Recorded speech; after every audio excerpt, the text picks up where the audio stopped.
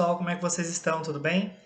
A gente está começando então uma nova unidade do curso, que é justamente a partir do que a gente estabeleceu como as bases gerais da psicologia enquanto ciência, das principais escolas e abordagens que foram desenvolvidas, a gente vai agora explorar algumas delas.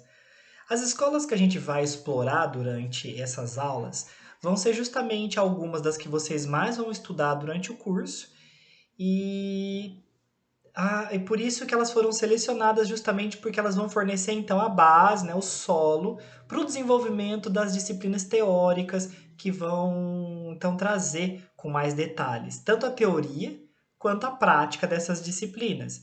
A gente não vai entrar a fundo nos conceitos básicos de cada abordagem, mas o que a gente vai fazer é estruturar como que historicamente essa abordagem se desenvolve e quais são as principais bases epistemológicas, ou seja, como que elas compreendem qual é o objeto que elas estudam, como que elas compreendem qual que é a forma de estudar esse objeto, ou seja, qual que é o tipo de metodologia, qual que é a compreensão de como a gente pode obter um conhecimento psicológico a partir do estudo desse objeto e quais são as principais regras e as principais, digamos assim, pressupostos que regem a forma como as teorias compreendem o mundo, o homem e o conhecimento em geral. A gente vai então neste momento, examinar a filosofia behaviorista, tá? A gente está falando do behaviorismo enquanto filosofia, não porque ela simplesmente faz parte de uma das correntes da filosofia, mas porque ela é o arcabouço teórico que se desenvolve como base de uma abordagem da psicologia que é a análise do comportamento. Então, todas as teorias que se baseiam na análise do comportamento ou se originam da análise do comportamento vão ter como base esse desenvolvimento do behaviorismo inicial lá no começo do século XX. E é para ele que a gente vai olhar um pouco agora. Vamos acompanhar então os principais aspectos do desenvolvimento da história e os aspectos epistemológicos que envolvem a teoria. Eu peço que vocês levem em consideração que existem muitas questões, existem muitos nomes, existem muitos conceitos. A ideia não é que vocês decorem cada nome e cada conceito, mas que vocês decorem somente o sentido e os principais conceitos que estão envolvidos. Conforme a gente vai falando, eu vou indicando, ó, presta atenção nesse ponto, presta atenção nessa outra questão, e aí a gente vai articulando, tá? Se vocês perceberem que às vezes, em vez de estar olhando aqui para frente, para a tela, eu estou olhando um pouco para o lado, é porque o meu slide está aqui do lado e eu estou me acompanhando aqui durante a aula, tá bom? Bom, a gente primeiro precisa entender que o behaviorismo ele se desenvolve a partir de uma corrente de uma corrente científica que está começando a se estabelecer enquanto estudo da psicologia e do comportamento humano e animal. Então, existem uma série de estudiosos que vão justamente começando a fazer experimentos e a elaborar as primeiras teorias na tentativa de explicar o que move o comportamento animal, o que move o comportamento humano. Por que eu estou falando comportamento animal e comportamento humano? A gente está falando de um conjunto de teóricos que não fazem uma distinção muito grande entre o comportamento animal e humano. A gente tem que levar em consideração que que o homem ele é visto como sendo regido pelas mesmas leis que os animais. Posteriormente, vai haver algumas discussões sobre a diferenciação do que é específico do humano e do que não é. Mas as regras, as leis seriam as mesmas. Por quê? Porque as regras do comportamento elas seriam definidas com base no evolucionismo, na teoria evolutiva. Então, é justamente a evolução dos animais e do homem enquanto um desses animais que vão definir quais seriam as principais regras, tá? A gente tem como base do comportamento, principalmente. Opa, peraí, desculpa aqui. O evolucionismo, né? Então, é justamente o desenvolvimento, principalmente por esses dois teóricos, né? O Romanes e o Morgan, que faz uma estruturação o início de uma psicologia evolucionista. E essas bases evolucionistas vão influenciar outros psicólogos, inclusive aqueles que vão estar por trás da história do behaviorismo. Aí a gente vai ver outros autores que foram muito importantes, como o Loeb, que foi inclusive professor do Watson, um dos primeiros grandes nomes. O Watson vocês têm que decorar, tá? Os outros nomes são só do aspecto histórico. O Thorndike, que é um dos principais influentes do desenvolvimento do behaviorismo. O Pavlov, esse também é importante a gente lembrar, que tratou justamente dos reflexos. E toda a corrente funcionalista, que é uma corrente da psicologia que se desenvolve principalmente nos Estados Unidos, início do século XX. Lembro quando retomamos alguns aspectos da história da psicologia e a gente viu que a primeira escola que se desenvolveu buscando justamente o estabelecimento da psicologia enquanto ciência foi justamente com o Wundt e o seu companheiro, o Titchener, que criam essa base do estruturalismo, cuja ideia era buscar qual era a estrutura elementar do psiquismo humano. E que depois, como crítica ao estruturalismo, surgiu o funcionalismo, que é justamente uma corrente que se baseia nos pressupostos da biologia e que ficou muito insatisfeita com os aspectos da introspecção. A gente falou um pouco sobre introspecção quando foi falar do Wundt, porque essa era a técnica que ele utilizava para pesquisar os elementos do psiquismo. Como que é a introspecção? Só retomando. O indivíduo, ele passava por uma experiência psicológica, por exemplo, agora você vai observar esse livro, sei lá, vai observar esse livro. Agora você vai me descrever o que aparece na sua mente quando você está olhando para esse livro. E aí o indivíduo tem que descrever em termos de sensações, em termos de impressões, o que o livro causou nele. Então ele vai dizer, eu estou vendo uma superfície vermelha que tem um sombreado do lado, forma um paralelepípedo e não sei o que, não sei o que. Ele vai descrever a experiência, vai descrever tanto o que ele sentiu, como qual é o processo de pensamento que levou à formação daquela imagem. Essa introspecção, ela é uma forma da gente observar os processos internos, né, os processos psíquicos internos. O Wundt e o Titchener usavam a introspecção como um método principal de acesso aos elementos do psiquismo. O funcionalismo, tentando manter a objetividade da psicologia, vai dizer que a introspecção é falha. Por quê? Será que todo observador, mesmo que treinado para fazer uma introspecção imparcial, consegue ser imparcial? Será que a nossa história de vida, será que a nossa subjetividade não interfere na forma como a gente vê as coisas? Então, os críticos do funcionalismo diziam assim: olha, a introspecção não é um instrumento objetivo de análise do psiquismo. Precisamos de um instrumento melhor. Então, nós temos aqui quais são as principais influências que a gente tem que levar em consideração. Primeiro, então, a ideia de que precisamos de um método objetivo, né? Isso foi o funcionalismo que trouxe para o behaviorismo. E temos autores como o Thorndike, né? O Loeb aqui, que justamente trazem essa regra importante. Como que o comportamento, né? O Pavlov também, tá? O Pavlov e o Becherev aqui. Como que o comportamento, ele é uma relação entre um estímulo, que eles chamam de ES, né, que é o estímulo em inglês, e uma resposta, que seria a resposta do comportamento. Então, eles estão falando justamente a ideia de que todo o comportamento ele está relacionado com um estímulo que causa esse comportamento. É uma relação de causa e efeito. Então, é como o instinto do animal. Você, sei lá, alguém pica o seu braço com uma agulha e você afasta o braço. Isso é o estímulo, a picada e o movimento de afastar o braço. O Pavlov vai mostrar, e isso vocês vão ver depois, vocês já devem ter visto isso um pouco em psicologia, processos básicos, vão ver um pouco no começo da psicologia experimental, é justamente como que essa relação estímulo-resposta é uma das relações mais básicas do comportamento.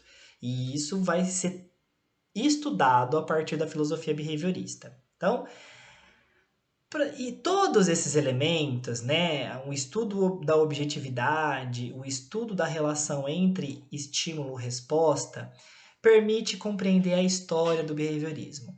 Mas eu gosto de levar em consideração um fenômeno muito interessante, que é justamente o fenômeno, a história do cavalo inteligente.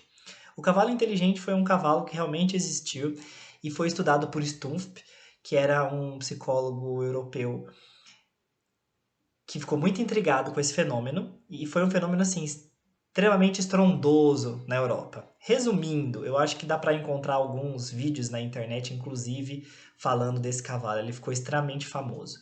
Ele era um cavalo que conseguia fazer inúmeras coisas como se fosse um humano. Por exemplo, ele fazia cálculos matemáticos. Você dizia para o cavalo assim, cavalo, 4 mais 4. Aí ele começava a bater o casco, e aí quando ele chegava em 8, ele parava de bater.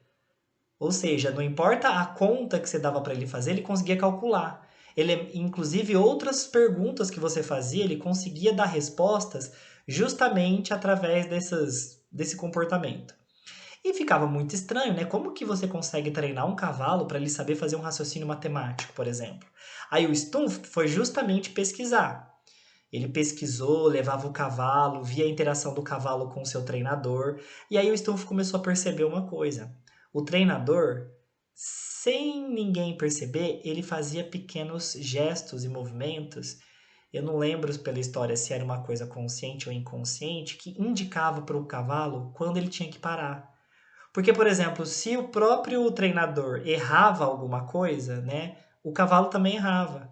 Porque o cavalo parava de bater não porque ele calculou o número exato da soma 4 mais 4, mas porque ele ia batendo e quando ele chegava a 8 batidas, sem perceber ou sem ninguém volta a perceber, o treinador fazia um pequeno movimento que o cavalo percebia e parava. Então, na verdade, o cavalo ele não tinha uma inteligência maior do que a dos outros cavalos. Ele só foi muito bem treinado para responder de uma determinada maneira a um determinado estímulo, né? Então, o cavalo ele nada mais do que seguia a relação de estímulo, que era o gesto que o treinador fazia, e resposta, que era parar de fazer os batimentos. Então, o cavalo ele era muito sensível à tonalidade da voz humana e ele foi muito treinado para fazer esse tipo de exercício. E isso acaba influenciando o estudo do comportamento tanto humano quanto animal. Bom, para a gente estudar a filosofia behaviorista, né, que é a base teórica que levou para o desenvolvimento da análise do comportamento, a gente tem que estudar dois principais movimentos. E esses dois principais movimentos são os que vocês precisam realmente guardar quando a gente está falando de behaviorismo. O primeiro momento é o que a gente chama de behaviorismo metodológico, tá? Que foi desenvolvido com base na teoria do Watson.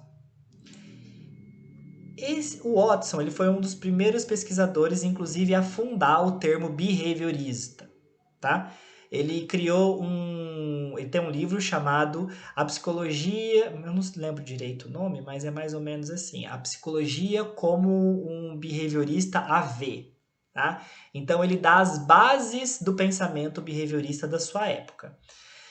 Dentro desse texto, quais são os principais pressupostos? Isso é muito interessante. Primeiro, ele diz que o behaviorismo ele tem que estudar somente os dados que são imediatamente observáveis, aquilo que a gente chama de comportamentos públicos. O que é um comportamento público? É um comportamento que todo mundo vê. Se eu estendo a minha mão, todos vocês, que têm a capacidade de visão, claro, conseguem ver esse comportamento, que eu estendi a minha mão. Esse é um comportamento público. Agora, por exemplo, se eu estou aqui falando comigo mesmo dentro da minha cabeça, sabe quando você ouve a sua própria voz, mas você não está articulando a boca? Então eu estou falando comigo mesmo. Esse comportamento é público? Não, esse comportamento é um comportamento privado. Ninguém pode provar que eu estou falando comigo mesmo e nem saber o que eu estou falando comigo mesmo. Então ele diz que eu não posso fazer psicologia com comportamentos privados, só com comportamentos públicos. Essa base foi muito influente, mas depois a gente vai ver que dentro do próprio behaviorismo houve uma crítica muito grande nisso. A introspecção foi abandonada, porque não é um método confiável, porque falta objetividade. Qual que é a principal forma, então, de estudo do comportamento público? São por observações, testagens, relatos verbais, estudo do reflexo condicionado. Vocês sabem o que significa reflexo condicionado? Vem dos estudos do Pavlov. O Pavlov, ele entendeu que todo animal e todo humano nasce com uma carga de reflexos natural. Só que você pode mudar a reação do reflexo para outros estímulos. Por exemplo, como é que o Pavlov fazia? Ele pegava um cachorro e apresentava uma carne ao cachorro. Quando você apresenta carne para o cachorro começa a salivar. Né? Todo mundo que tem cachorro sabe a babação que fica quando o cachorro vê uma comida boa. Só que aí ele começou a fazer o seguinte, ele tocava a campainha e apresentava a carne, o cachorro salivava. Apertava a campainha e dava a carne pro cachorro, o cachorro salivava. Fez isso várias vezes. Aí teve uma vez que ele só apertou a campainha, o cachorro já começa a salivar. Por quê? Porque o cachorro associou a campainha à carne. E aí o que acontece? O reflexo que antes era disparado só pelo cheiro da carne passou a ser disparado também pelo barulho da campainha, que são estímulos totalmente diferentes. Isso é um reflexo condicionado. Eu criei um novo reflexo associando esse estímulo a um reflexo que já existe no animal. Então a gente vai estudando também os reflexos condicionados como parte do comportamento. O comportamento seria o objeto da psicologia e nenhuma outra coisa. E o que eu estou chamando de comportamento para o Watson, tá? É justamente os atos passíveis de descrição objetiva em termos de estímulo-resposta. Lembra do que vocês estão estudando lá com a Ana Cláudia a respeito de descrição por observação? Ela não ensinou que a observação experimental ela tem que ser muito exata? Então, por exemplo, quando eu faço isso, não adianta você escrever levantou as mãos, né? Levantou a mão. Você tem que descrever o indivíduo levantou, realizou um movimento com o antebraço, erguendo a palma da mão direita para o alto, ao lado da cabeça. Essa é uma descrição objetiva. Essa descrição, depois que eu faço ela, qualquer outra pessoa que leia consegue entender. Se eu falo assim, levantou a mão, tem gente que vai entender assim, tem gente que vai entender assim, tem gente que vai entender assim, de qualquer outra maneira. Então, quando eu faço uma descrição objetiva, eu faço uma descrição que é tão exata que ninguém vai entender diferente do que realmente aconteceu. Então, o comportamento só pode ser um objeto da ciência se ele puder ser descrito dessa maneira. E também ele diz descrito em termos de estímulo-resposta, ou seja, aconteceu isso, esse estímulo, e a pessoa exibiu essa resposta, tá? Ele vai rejeitar o papel do instinto no controle do comportamento. Ele vai começar a perceber que o indivíduo ele não é só controlado por instintos, mas conforme ele vai desenvolvendo novos pareamentos, né, de estímulos com outros estímulos, ele vai aprendendo e desenvolvendo outras respostas. Ele chama comportamento dessa relação aqui, ó. O comportamento é uma relação de um estímulo com uma resposta. Comportamento não é só o gesto que a gente faz. O comportamento é a relação desse gesto, né, dessa resposta, a um estímulo que foi apresentado anteriormente. Essa é a definição de comportamento para o behaviorista. Aqui tem uma frase, então, do Watson que justamente resume o que é o behaviorismo, tá? A psicologia behaviorista. Ele está falando então assim, a psicologia, tal como vê o comportamentalista, behaviorismo vem do inglês behavior, que é comportamento. Então, behaviorismo e comportamentalismo é a mesma coisa. Então, a psicologia, tal como vê o comportamentalista, é um ramo puramente objetivo e experimental da ciência natural, ou seja, uma psicologia objetiva, cientificista e funcionalista, né? Natural. Seu objetivo é prever e controlar o comportamento. É meio até assustador, né, quando a gente ouve isso. Mas a ideia do Watson é justamente se eu entender as leis do comportamento, eu posso prevê-lo e posso, inclusive, controlá-lo.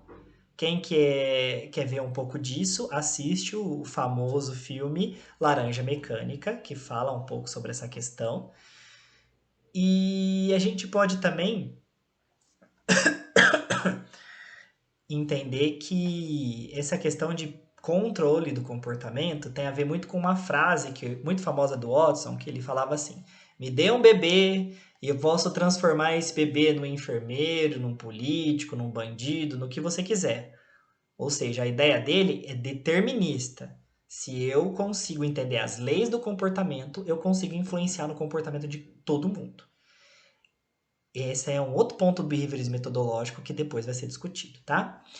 Ele continua falando assim: a introspecção não é parte essencial dos seus métodos e o valor científico dos seus dados não depende da facilidade com que se prestam a uma interpretação em termos de consciência. Então, a ideia é que quando eu estou falando em introspecção, eu estou falando do que aparece na consciência. Ou seja, a forma como eu, pessoa, percebo e sinto determinada coisa. Não é disso que eu estou falando, de consciência. Eu estou falando de comportamento, ações objetivas. Então, a interpretação da consciência sobre o mundo não é levada em consideração nesse primeiro momento. Bom, gente, o behaviorismo metodológico, ele é o início do estudo behaviorista e já dá os primeiros direcionamentos, né?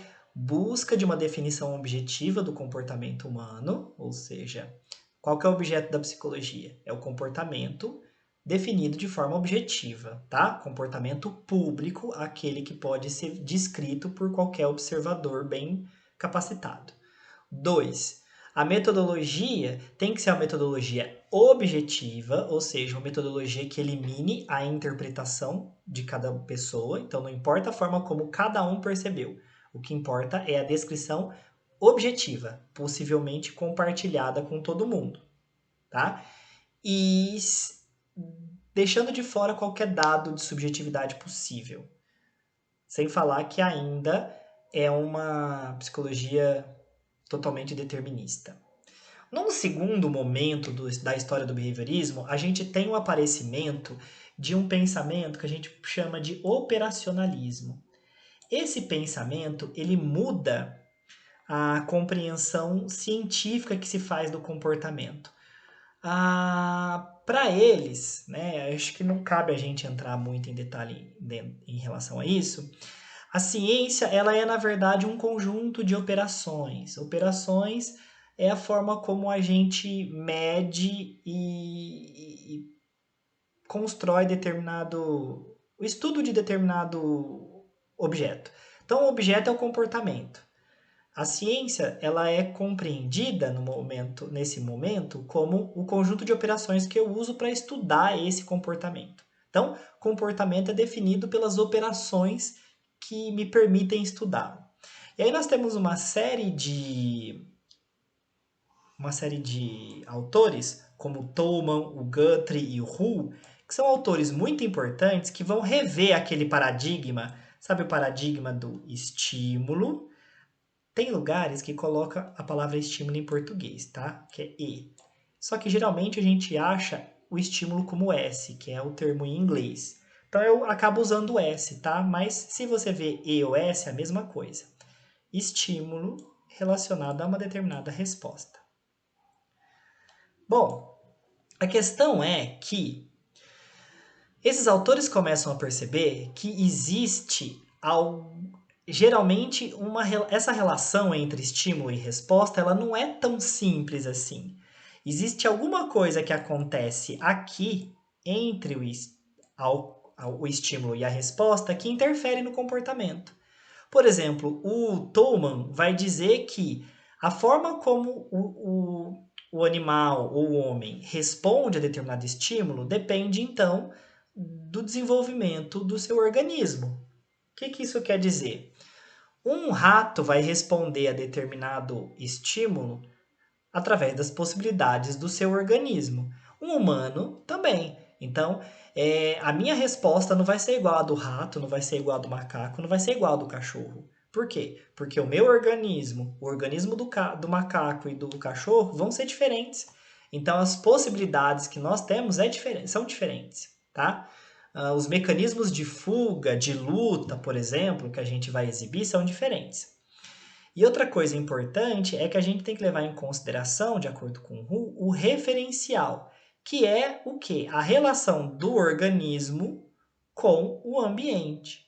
Cada organismo se adapta ao ambiente de uma determinada maneira. Então, a forma como essa adaptação se faz vai interferir na forma como essa relação acontece. O que o operacionalismo, então, vem mostrar? É uma primeira crítica ao behaviorismo metodológico. É esse o ponto que a gente tem que guardar.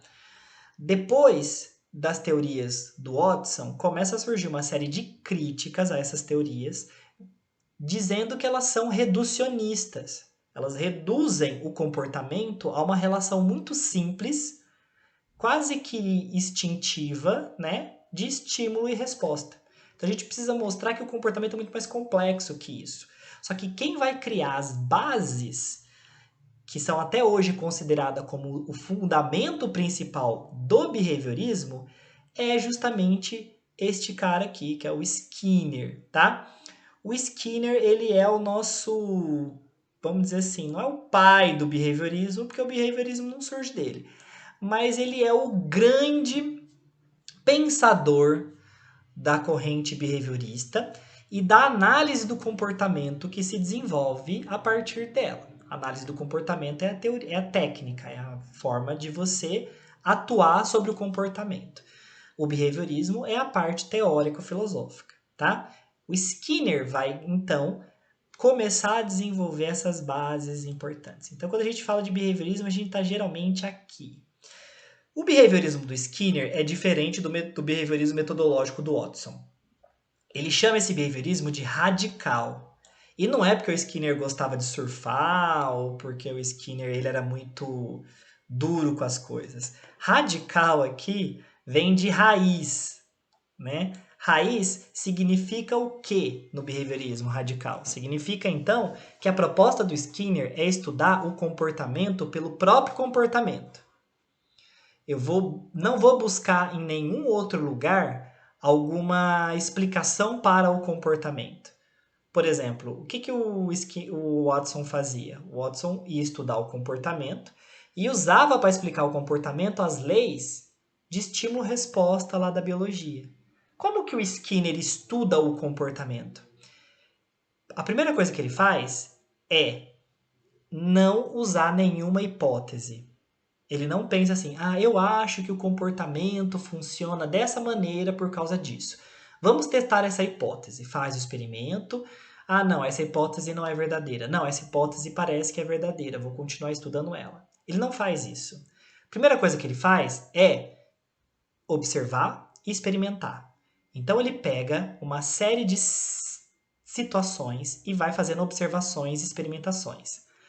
Tanto que o principal instrumento para o estudo do comportamento, né, em geral, a gente sempre cita as famosas caixas de Skinner.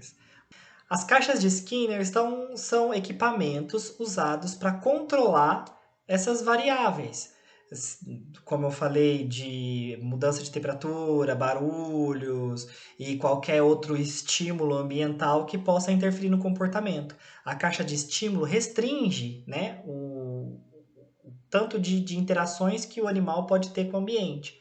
Por exemplo, uma das pesquisas mais básicas, assim, você tem uma caixa e você tem uma barra que o rato, se ele aperta, aparece comida ou água para ele. Você coloca um rato que nunca explorou esse ambiente. Ele vai explorar, explorar, até que uma hora ele, sem querer, bate a pata na barra. E aí aparece a comida. Aí ele come. E aí ele vai começar a procurar mais comida, até que de repente ele bate a pata de novo na barra e aparece mais comida. Conforme passa o tempo, ele vai entender que toda vez que ele aperta a barra, aparece comida. E aí a frequência de vezes com a qual ele aperta a barra aumenta. Então o Skinner vai começar a entender que existe uma regra, né, vamos dizer assim, uma lei, que controla o nosso comportamento a partir das consequências. Então ele muda o paradigma do Watson. O Watson tinha o paradigma que era o seguinte: oh meu Deus, que S enorme. Estímulo, resposta, né? Um estímulo elicia uma determinada resposta. Por exemplo, você apresenta carne para o cachorro saliva. Isso existe? Isso seria falso? Não. Alguns comportamentos são considerados comportamentos com base instintiva, que são eliciados pelos estímulos. Isso, e eu posso mudar os estímulos que eliciam esses comportamentos. Isso a gente chama de condicionamento respondente. É uma base teórica do behaviorismo que nasce com Pavlov e com Watson. O que é o condicionamento respondente? É justamente a ideia de que existem comportamentos que acontecem porque um determinado estímulo aconteceu antes. E eu posso, pareando um estímulo com outro estímulo, fazer com que esse mesmo estímulo elicie a resposta. Então, o mesmo jeito que a carne elicia a saliva, eu posso fazer com que a campainha elicie a saliva no animal. Isso aqui é uma forma de comportamento, mas não é a maioria do nosso comportamento. O comportamento humano e o comportamento animal geralmente são regidos por uma outra relação, que é o que o Skinner chama de condicionamento operante, que é essa relação aqui, ó. O que essa relação rege? O que ela está querendo dizer nessa fórmula aqui? Que uma determinada resposta que aconteceu em um determinado contexto vai ser pareada com uma consequência que ela causa no ambiente. E essa consequência vai mudar a frequência dessa resposta. Por exemplo, vamos dizer que eu estou numa festa e dou uma opinião política. Aí as pessoas da festa olham pra mim e falam: ai, que cara besta, olha só a merda que ele tá falando. Ou seja, a minha opinião política gerou uma consequência. Essa consequência foi agradável ou foi desagradável pra mim? Foi desagradável. Qual que é a tendência? Que eu passe a falar menos de política durante as festas. Por que eu tô falando durante as festas? A festa, né, seria o estímulo ambiental. A resposta seria eu falar de política e a consequência é a reação das pessoas. Pode ser que eu esteja falando de política, por exemplo, na faculdade, e as pessoas olhem para mim e falam: não, legal, não sei o que, isso que você está falando é interessante. Ou seja, o meu comportamento de falar de política na faculdade leva a uma consequência positiva. O meu comportamento de falar de política numa festa gera uma consequência negativa. Essas relações permitem com que eu aprenda que eu devo falar de política na faculdade e não falar de política na festa. Essa regra, né, esse conjunto de elementos, né, o estímulo ambiental, a resposta e a consequência, é chamado pelo Skinner de comportamento. Então, o comportamento é a relação de uma resposta do organismo com determinadas consequências em um contexto ambiental específico. Essa é a definição de comportamento para o behaviorismo, diferente da definição do Watson. Comportamento, então, ele é um modo mais complexo. né? Uma forma muito mais complexa de definição. Pessoal, eu fiz um corte aqui para dar uma limpada na minha tela, porque eu tinha riscado aqui em cima dessa frase e é muito importante a gente lidar com isso daqui. O Skinner, ele vai justamente entender o quê?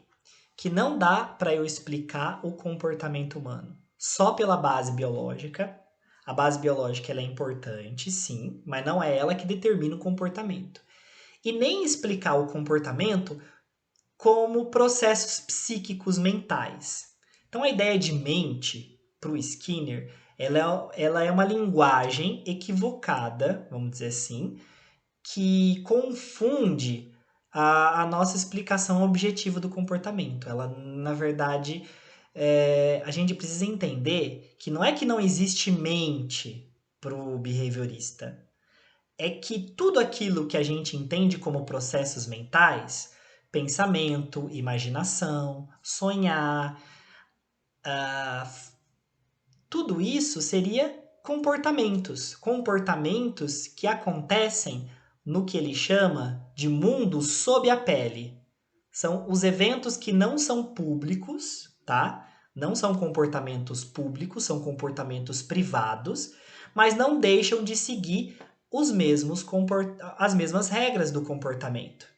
Então, olha só o que o Skinner faz. O Skinner faz uma crítica ao Watson, dizendo: não são só os comportamentos públicos que a gente tem que estudar.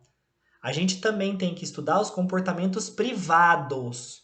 E como eu acesso o comportamento privado de alguém? Quando eu estou com um paciente, na hora do atendimento, como que eu sei o que acontece sob a pele do paciente? Através da fala. Então o paciente vai dizer: eu estou me sentindo muito triste pelo que aconteceu com a minha família.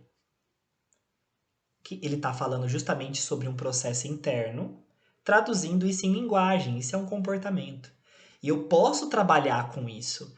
Então o behaviorismo radical ele elimina o reducionismo do behaviorismo metodológico e abre espaço para que a gente possa estudar como que os comportamentos privados também funcionam com base nessa regrinha aqui, tá?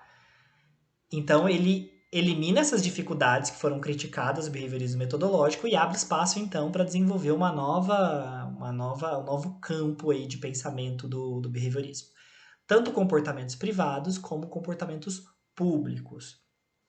É importante a gente levar em consideração, então, que ele não está falando, ele não usa linguagem mentalista, ele não vai falar em psique, em consciência, em processos psicológicos internos, em representações mentais. Ele não usa essas palavras.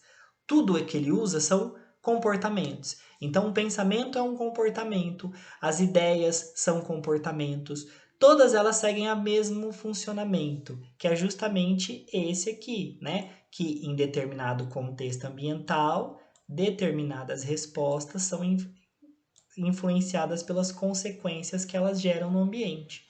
Então, se por exemplo eu estou muito triste, essa minha tristeza vai se manifestar como comportamento. O que é tristeza?